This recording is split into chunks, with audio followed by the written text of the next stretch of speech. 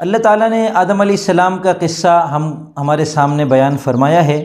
تو ان 3 آیات میں اللہ تعالیٰ نے بتایا کہ ہم نے آدم اور ان کی بیوی حوا کو جنت میں رہنے کی اجازت دی اور ساری چیزیں کھانے کو ان کے اوپر حلال کر دیا تھا۔ ایک درخت کے پاس جانے سے ان کو منع کیا، پھر شیطان نے ان کو وہاں سے پھسلا دیا اور انہوں نے یہ غلطی کر لی جس کے نتیجے میں ان کو جنت سے نکال دیا گیا، اور یہ بتا دیا گیا کہ اب تم میں سے بعض جو ہے وہ بعض کی دشمنی کریں گے۔ پھر آدم علیہ السلام نے اللہ تعالیٰ سے توبہ کرنے کے الفاظ سیکھے اور اللہ کے سامنے توبہ کی، گڑ گڑائے۔ اللہ تعالیٰ نے ان کی توبہ کو قبول فرما لیا۔ یہ ان آیات کا خلاصہ ہے جو میں ابھی آپ کے سامنے انشاءاللہ پڑھوں گا، اور پھر ہم اس آیت کے ایک ایک لفظ کو انشاءاللہ گہرائی میں جا کر سمجھیں گے کہ قرآن کریم کتنا فصیح و بلیغ ہے۔ إنا جعلناه قرآنا عربيا لعلكم تعقلون۔ اس ویڈیو کے اسپانسر ہیں ادارہ شمس المکاتب۔ یہ ادارہ ہے جہاں الحمدللہ مختلف قسم کے شارٹ کورسز کروائے جاتے ہیں، اور اس کے علاوہ آن لائن کسی کو اگر تجوید کے ساتھ قرآن کریم پڑھنا ہو، ناظرہ قرآن کریم پڑھنا ہو، قاعدہ پڑھنا ہو، یا قرآن کریم حفظ کرنا ہو، یا قرآن کریم کو پکا کرنا ہو، گردانیں کرنی ہو، یا پھر آن لائن درس نظامی کرنا ہو، درس نظامی کی کوئی ایک کتاب یا کچھ کتابیں ترتیب وار پڑھنی ہو، تو الحمدللہ اس ادارے کے اندر ایسے اساتذہ موجود ہیں جو آن لائن یہ خدمات انجام دے رہے ہیں۔ بسم اللہ الرحمن الرحیم، نحمدہ ونصلی علی رسولہ الکریم۔ میں محمد اسامہ سرسری، اور فہم قرآن کورس کا سلسلہ جاری ہے۔ سورہ بقرہ کی اب تک 34 آیات ہم پڑھ اور سمجھ چکے ہیں الحمدللہ۔ اس سبق میں انشاءاللہ ہم اس کی آیت نمبر 35، 36 اور 37 کو سمجھیں گے۔ اعوذ باللہ من الشیطان الرجیم، بسم اللہ الرحمن الرحیم۔ وَقُلْنَا يَا آدَمُ اسْكُنْ أَنْتَ وَزَوْجُكَ الْجَنَّةَ وَكُلَا مِنْهَا رَغَدًا حَيْثُ شِئْتُمَا وَلَا تَقْرَبَا هَذِهِ الشَّجَرَةَ فَتَكُونَا مِنَ الظَّالِمِينَ فَأَزَلَّهُمَا الشَّيْطَانُ عَنْهَا فَأَخْرَجَهُمَا مِمَّا كَانَا فِيهِ وَقُلْنَا اهْبِطُوا بَعْضُكُمْ لِبَعْضٍ عَدُوٌّ وَلَكُمْ فِي الْأَرْضِ مُسْتَقَرٌّ وَمَتَاعٌ إِلَى حِينٍ فَتَلَقَّى آدَمُ مِن رَّبِّهِ كَلِمَاتٍ فَتَابَ عَلَيْهِ إِنَّهُ هُوَ التَّوَّابُ الرَّحِيمُ۔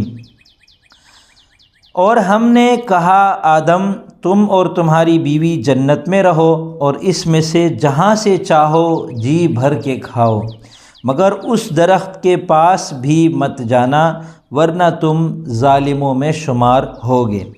پھر ہوا یہ کہ شیطان نے ان دونوں کو وہاں سے ڈگمگا دیا، اور جس عیش میں وہ تھے اس سے انہیں نکال کر رہا، اور ہم نے آدم، ان کی بیوی اور ابلیس سے کہا، اب تم سب یہاں سے اتر جاؤ، تم ایک دوسرے کے دشمن ہوگے، اور تمہارے لیے ایک مدت تک زمین میں ٹھہرنا اور کسی قدر فائدہ اٹھانا طے کر دیا گیا ہے۔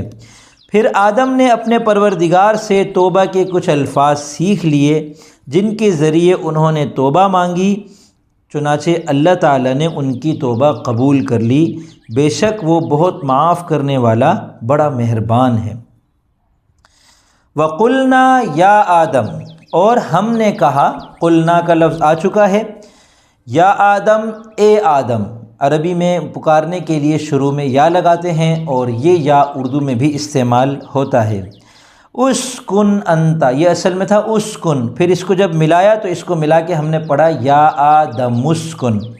اسکن سکن یسکنو کا مطلب ہوتا ہے رہنا، آباد ہو جانا۔ اسکن انت وزوجک الجنت، تم اور تمہاری بیوی جنت میں رہو۔ اب آپ کے ذہن میں ایک اشکال پیدا ہو رہا ہوگا کہ زوج تو شوہر کو کہتے ہیں، بیوی کو تو زوجہ کہتے ہیں۔ تو یاد رکھیں کہ عربی کے اندر ایک اچھی خاصیت یہ ہے، ایک تعریف کے قابل بات یہ ہے عربی کے اندر کہ جہاں احتمال ختم ہو جاتا ہے وہاں تا کی ضرورت نہیں رہتی تانیث کے لیے۔ مثلاً حمل جو ہے وہ عورت کو ہوتا ہے، مرد کو نہیں ہوتا، تو اب عربی میں حاملہ عورت کے لیے حامل کا لفظ بھی استعمال کرتے ہیں، امرأۃ حامل۔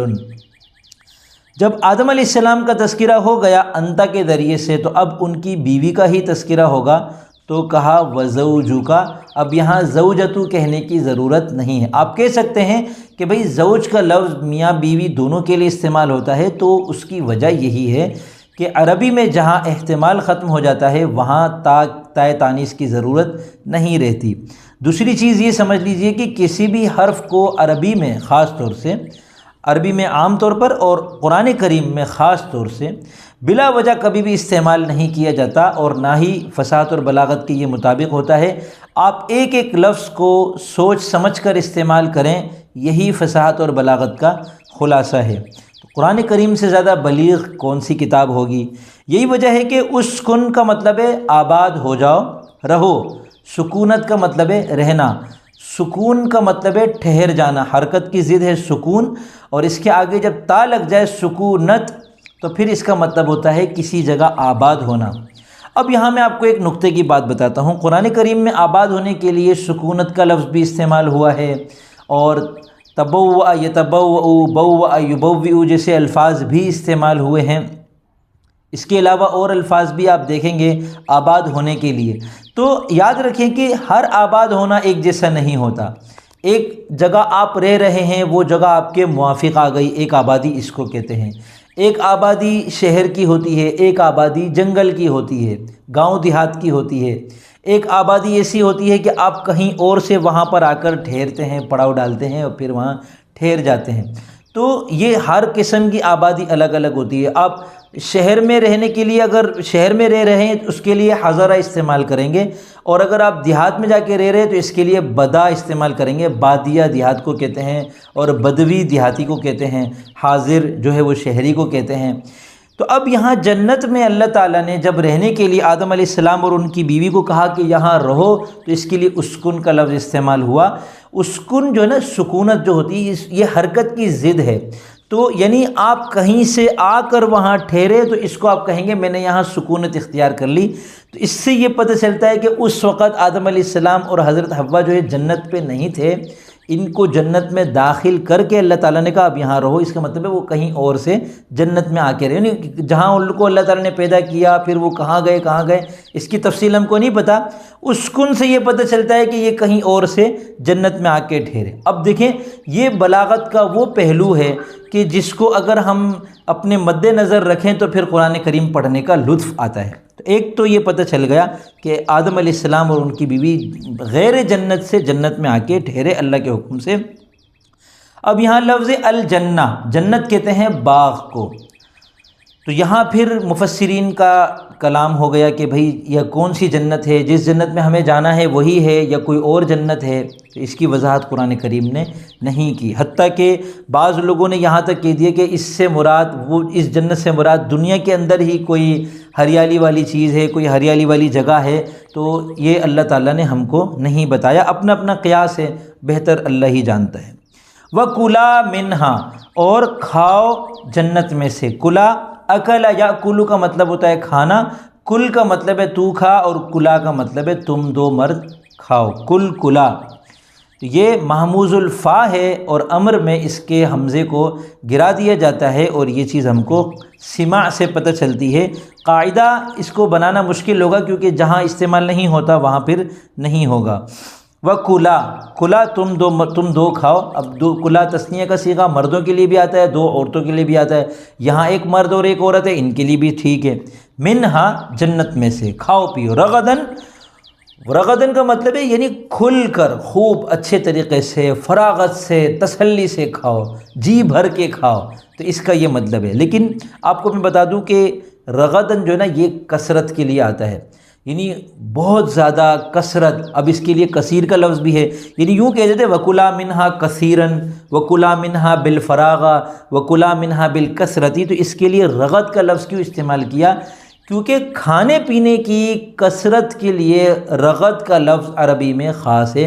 تو اب اگر آپ یہاں پہ کثرت کا لفظ استعمال کرتے ہیں تو اس کا مطلب ہے آپ نے ایک موقع کے حساب سے جو لفظ تھا آپ نے اس کو نظر انداز کر کے عام سا لفظ استعمال کیا۔ یہی وجہ تھی کہ قرآن کریم کے ایک ایک لفظ پر جو ہے وہ عرب جو تھے وہ اس کے اوپر فدا ہو جاتے تھے۔ صحابہ تو ہوتے ہی تھے، جو مسلمان نہیں لاتے تھے وہ بھی قرآن کریم کے آگے حیران ہو جاتے تھے کہ یہ کیسا ایک کلام ہے کہ جس کا ایک ایک لفظ جو ہے وہ عقل کو حیران کر دیتا ہے، اور پھر اس کے اندر جو نورانیت ہے، جو روحانیت ہے، وہ پھر اس کی تو پھر بات ہی الگ ہے۔ کھاؤ جنت میں سے فراغت کے ساتھ، فراغت سے کھل کر جی بھر کے، حیث شئتما جہاں سے چاہو۔ حیث جو ہے اس میں غیر متمکن میں سے ہے، اسماء ظروف ہم نے پڑھے تھے، اذ اذا متی کیف ایانا امسی منذ قط اعوذ قبل بعد حیث قدام تحت فوق، تو وہاں حیث کا لفظ ہے، یہ یاد کر لیا کریں تاکہ جب وہ لفظ آئے تو آپ کو پریشانی نہ ہو۔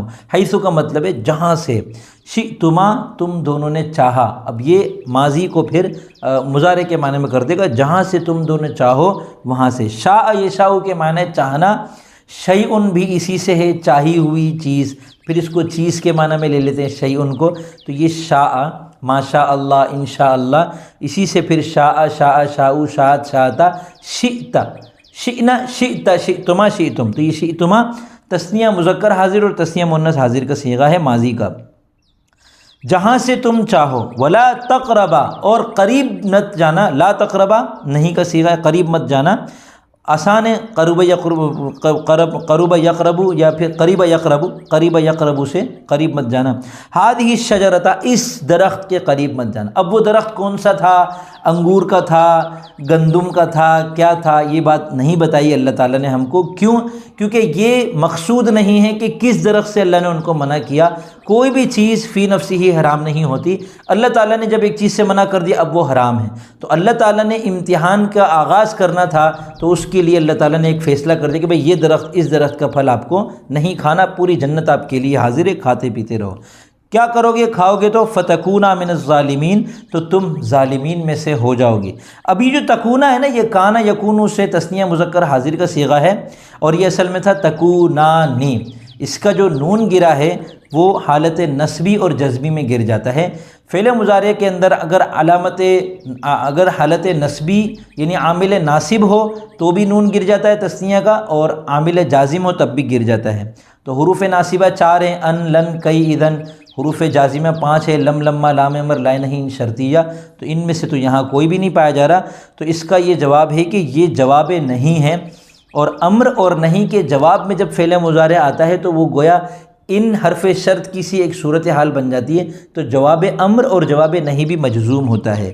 تو ایک صورت تو یہ ہے کہ یہ جواب نہیں ہو، یعنی اس درخت کے قریب مت جانا ورنہ تم گمراہ ہو جاؤ گے، ٹھیک ہے نا؟ تو یہ جواب نہیں کا ترجمہ ورنہ کے ذریعے سے پھر کر لیں گے۔ دوسرا احتمال اس میں یہ ہے کہ یہ عطف ہو، فا عاطفہ ہے، واو فا ثم حتی، تو فا جو ہے وہ عاطفہ ہے، تو اب اس کا عطف ہوگا تقربا پر۔ لا حرف نہیں ہے اور یہ جزم کرتا ہے فعل مضارع کو، تو اس نے تقربا کا نون گرایا، تقربانی تھا۔ پھر اسی تقربا پر تکونا کا عطف ہے، تو عطف کی وجہ سے تکونا بھی مجزوم ہو گیا، یعنی فلا تکونا من الظالمین، تم ظالمون میں سے مت بننا، یہ پھر نہیں ہوگا، یہ جواب نہیں ہوگا۔ تو یہ دونوں قسم کے ترجمے آپ یہاں کر سکتے ہیں۔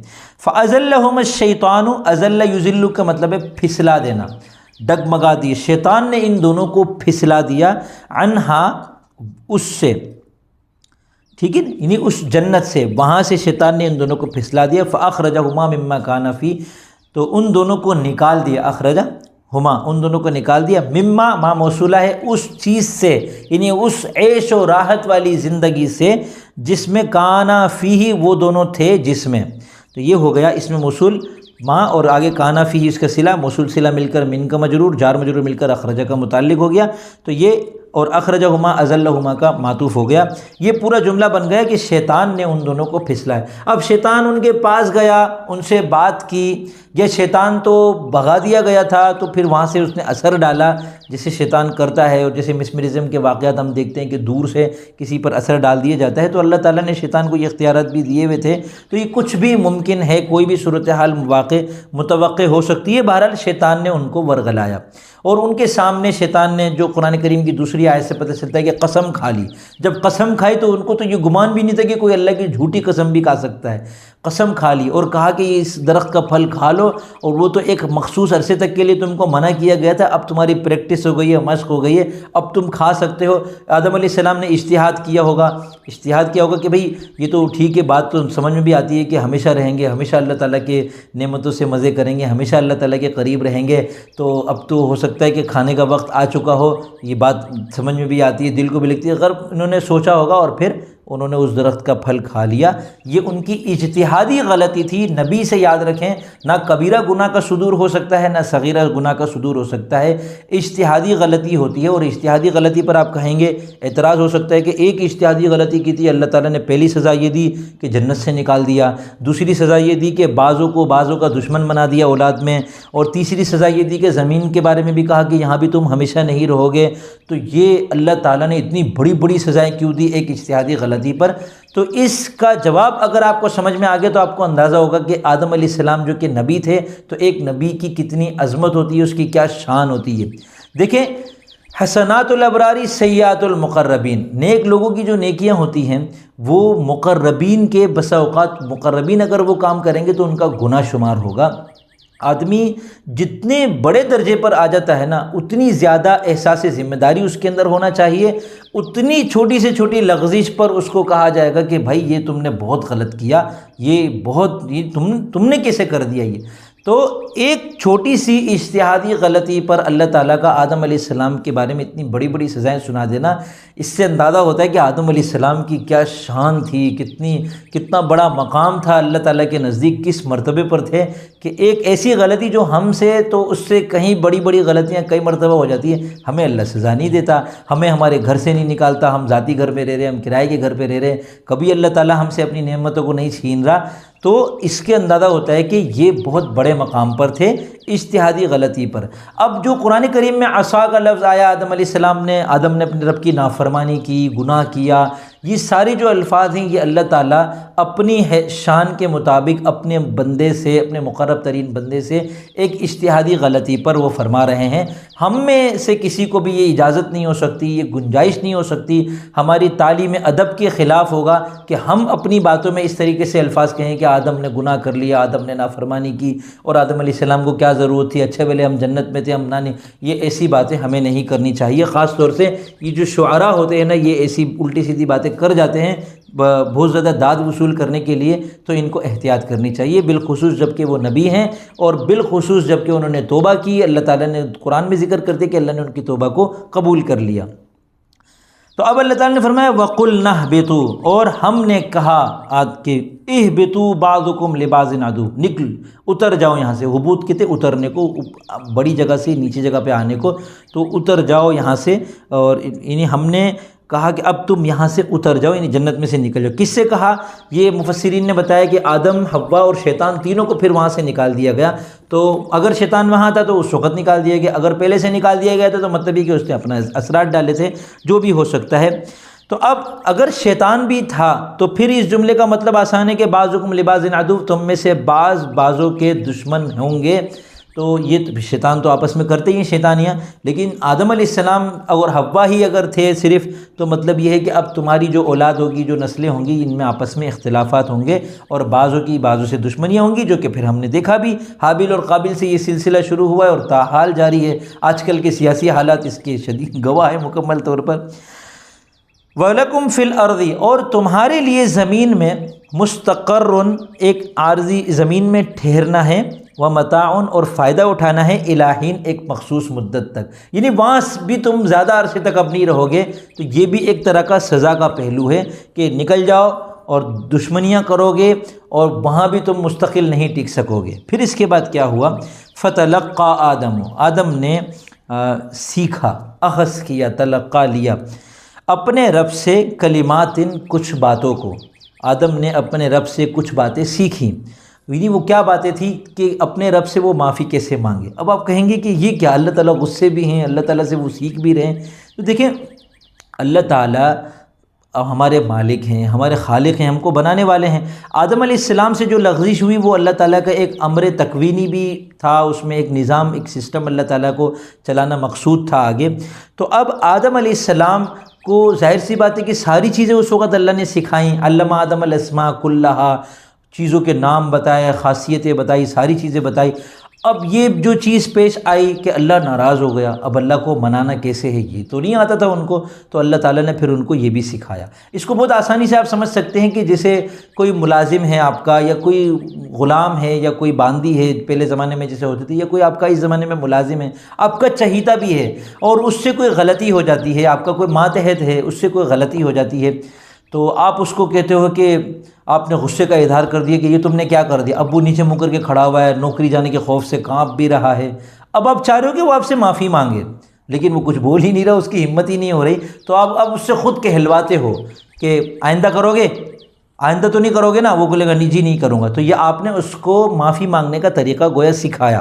تو ہماری کیا اوقات ہے اللہ کے آگے، اللہ تعالیٰ ناراض ہیں بظاہر، اور آدم علیہ السلام اللہ تعالیٰ کو منانا چاہ رہے، تو اب اللہ تعالیٰ نے ان کو وہ کلمات سکھائے کہ جس سے وہ اللہ تعالیٰ سے معافی مانگے۔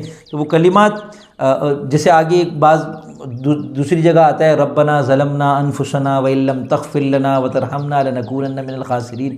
آدم علیہ السلام اور حضرت حوا دونوں نے مل کر یہ دعا مانگی تھی کہ ہمارے رب ہم نے اپنے اوپر ظلم کیا، ہم نے یعنی اپنے آپ کو جہاں لگانا چاہیے تھا وہاں نہیں لگایا، وَإِن لَّمْ تَغْفِرْ لَنَا، اگر تو ہمیں معاف نہیں کرے گا تو ہم بہت نقصان ہوگا، ہم تو بہت خسارے میں ہو جائیں گے۔ تو یہ انہوں نے اللہ تعالیٰ سے ان کلمات کے ذریعے سے معافی مانگی۔ فتاب علیہ، تو اللہ تعالیٰ نے ان کی توبہ کو قبول فرما لیا۔ تابہ یتوبو جو ہے نا، یہ توبہ کرنے کے معنی میں بھی آتا ہے اور توبہ کو قبول کرنے کے معنی میں بھی آتا ہے۔ تو یہاں اللہ تعالیٰ جب تابہ، اللہ تعالیٰ جب فاعل بنتے تو اللہ تعالیٰ تو توبہ نہیں کریں گے نا، اللہ تعالیٰ توبہ قبول کرتے ہیں، اسی لیے اللہ کو تواب کہتے ہیں، خوب توبہ قبول کرنے والا۔ اور ہم بھی تواب ہیں، ہم خوب توبہ کرنے والے ہیں، تو ہم بھی تواب بنے، وہ بھی ہمارے لیے تواب ہے۔ اس کو ازداد کہتے ہیں، بعض الفاظ عربی میں ازداد میں سے شمار ہوتے ہیں، یعنی ان کے اندر دونوں مطلب ہوتے ہیں۔ مولا کا لفظ ہے، اس کا ایک مطلب ہے آقا اور ایک مطلب ہے غلام، تو یہ عربی کے اندر ایسے الفاظ بہت ہیں۔ تابہ انہی میں سے، مگر صلے سے پتہ چلتا ہے، صلہ جو آتا ہے نا، علا جو آ رہا ہے، تو تاب اللہ علی عبدہ، یعنی اللہ تعالیٰ نے اپنے بندے کی توبہ کو قبول کر لیا۔ انہ هو التواب الرحیم، بے شک اللہ تعالیٰ خوب توبہ کو قبول کرنے والے ہیں، یعنی خوب معاف کرنے والے ہیں اور بڑے مہربان ہیں اللہ تعالیٰ۔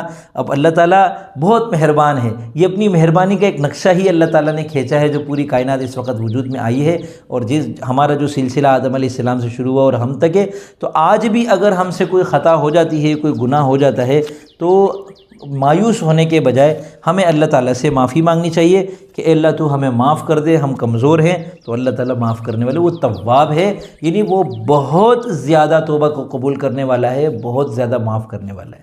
اللہ تعالیٰ ہم کو ان باتوں پر عمل کرنے کی توفیق عطا فرمائے۔ وآخر دعوانا الحمد للہ رب العالمین۔